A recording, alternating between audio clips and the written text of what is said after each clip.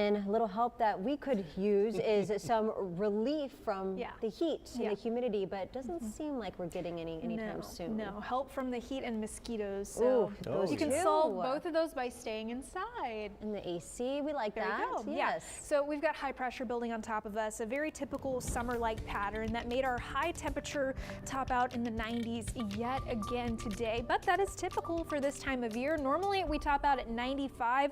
We topped out at 92. So both that high and low today were below normal. So heading into the next couple of hours, we are going to be cooling off, but keep in mind that air quality is unhealthy for sensitive groups. You can see how it looks a little hazy, if not a little brown on the horizon there. So keep that in mind if you are planning on staying outside for an extended period of time this evening. Not only is it hot, but that air quality is not all that great. So this is all thanks to Saharan dust. You can see that big plume working into the state right now. Yesterday, the thickest part of that was centered right along the Gulf Coast. It is continuing to filter out, and that's what we're going to continue to see with the Saharan dust over the next couple of days. A little bit bump on Sunday back up, but generally the trend is to see less and less until there's just a hint of haze on the horizon. In terms of temperatures, those are doing the opposite. They are going up into the weekend. 97 for Saturday and Sunday, some of the hottest days this week, with high temperatures staying in those middle to upper 90s, and feels like temperatures right around heat advisory criteria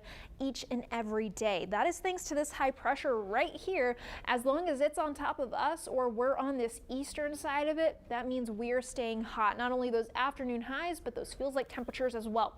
It's blocking this cold front from really getting down here into Texas. And as we head into Saturday, this cold front is going to dissipate, but we could see some showers coming off of the edge of this front from an outflow boundary. We'll just have to keep an eye on that heading into Saturday evening. Also heading into Saturday and Sunday, at this point, we're going to start keeping an eye on Invest 97L. It's this area of interest in the Gulf of Mexico, or heading into the Gulf of Mexico. It's currently in the Caribbean with a 70% chance of development over the next 7 days and a 30% chance over the next 2 days. So here is what that's going to look like, the overall weather pattern steering where this thing is going to go. It's in between two areas of high pressure with a dip in the jet stream, or this trough, acting like a magnet to try to pull this and tug it northward. However, the further south this stays, or generally the further west it goes, the less influence that this is going to have. But as long as we've got this high pressure kind of sticking around over us, that's good news for us, meaning it's just something that we need to watch but not necessarily worry about. Here is what these spaghetti plots are looking like. Again, as soon as Invest gets the name Invest, meaning the Hurricane Center is investigating it, that's when we finally start to see these spaghetti plots come out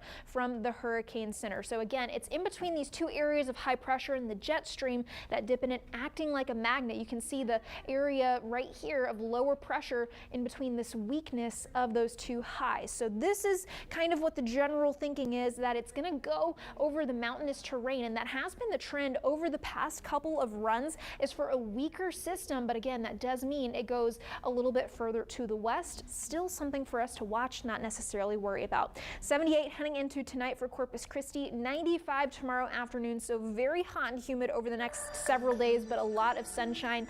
That is the nice thing. Heading into next week, we don't have a lot of rain chances, though it is a watering week. So I'm gonna go prop a lawn chair out under one of those sprinklers. That sounds like old school sprinklers. Yes. It goes just back and forth. Yes. Man, those are a big part of our childhood. You just unlocked a memory. Yes. Me and my brother would go run around. We'd still have fun. Yeah. All right, Kristen, thank you.